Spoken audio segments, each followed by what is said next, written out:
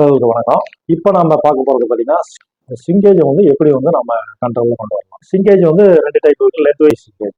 With wise வந்து நம்ம ஈஸியா வந்து கண்ட்ரோல் பண்ண முடியும். ஏன்னா ஃபேப்ரிக் டைங்லேயே ஆகட்டும், ஃபினிஷிங்லேயே ஆகட்டும், நம்ம வந்து ஃபேப்ரிக் ஃபீட் பண்ணும்போது வித் வைஸ் வந்து எந்த டென்ஷனும் இல்லாமல் ஃப்ரீயா இருக்கும்.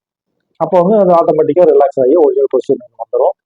அதனால நமக்கு வந்து சிங்கேஜும் வந்து பெருசா வந்து அஃபெக்ட் பண்ணாது. ஆனா லென்த் வைஸ் அப்படி இல்லை. நீங்க எந்த ஒரு மிஷின்ல ரன் பண்ணாலும் லென்த் வைஸ் மூவிங் டெண்டன்சினால புல்லிங் வந்து இருந்துகிட்டே இருக்கும்.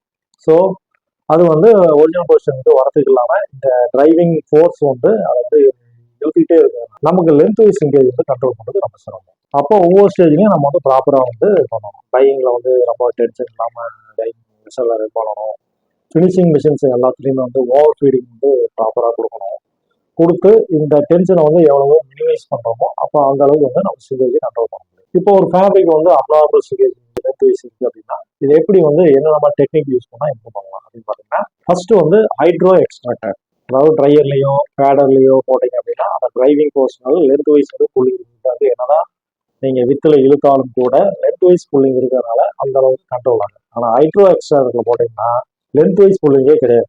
ஜஸ்ட் வாட்டர் மட்டும் ஸ்க்வீஸ் பண்ணி வெளியே இருக்கிறோம். அப்போ லென்த் வைஸ் புல்லிங் இல்லாம வாட்டர் வெளியே போகும்போது நமக்கு வந்து லென்த் வைஸ் கண்ட்ரோல் வந்து பெட்டராக கிடைக்கும். அடுத்ததா பாத்தீங்கன்னா டம்பிள் ட்ரை.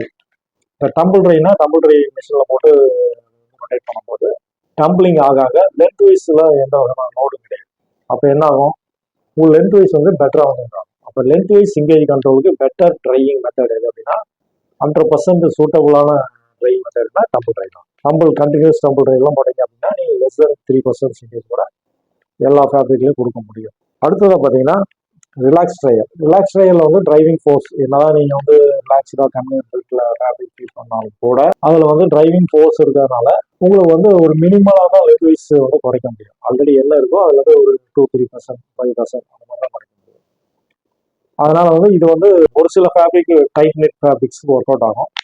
டக்கு அந்த மாதிரி இருக்கக்கூடிய லூஸ் நெட் ஃபேப்ரிக்ஸ் வந்து கண்ட்ரோல் பண்றது சிரமமாக தான் இருக்கும். அடுத்ததா பார்த்தீங்கன்னா காம்பாக்டிங்ல 2 டைப் இருக்கு, felt and shoe compacting. Felt காம்பாக்டிங்ல வித்து இழுக்க தான் உங்களால் லென்த் வந்து கண்ட்ரோல் பண்ண முடியும். வித்து இழுக்கல அப்படின்னா லென்த் கண்ட்ரோல் வந்து கொஞ்சம் சிரமமா இருக்கும்.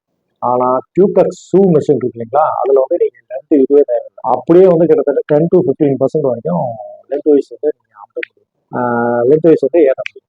அப்போ வந்து அதுலயும் பண்ணலாம். இப்போ இந்த மாதிரி டெக்னிக்ஸ் வந்து நம்ம எந்த ஃபேப்ரிக்கு எந்த டெக்னிக் யூஸ் பண்ணணும் அப்படிங்கிற கரெக்டாக வந்து ஜட்ஜ் பண்ணி பண்ணணும் அப்படின்னா நமக்கு சிங்கேஜ் ப்ராப்ளம் அப்படிங்கிறது வந்து மேக்சிமம் வராமல் தடுத்துடலாம். நன்றி, வணக்கம்.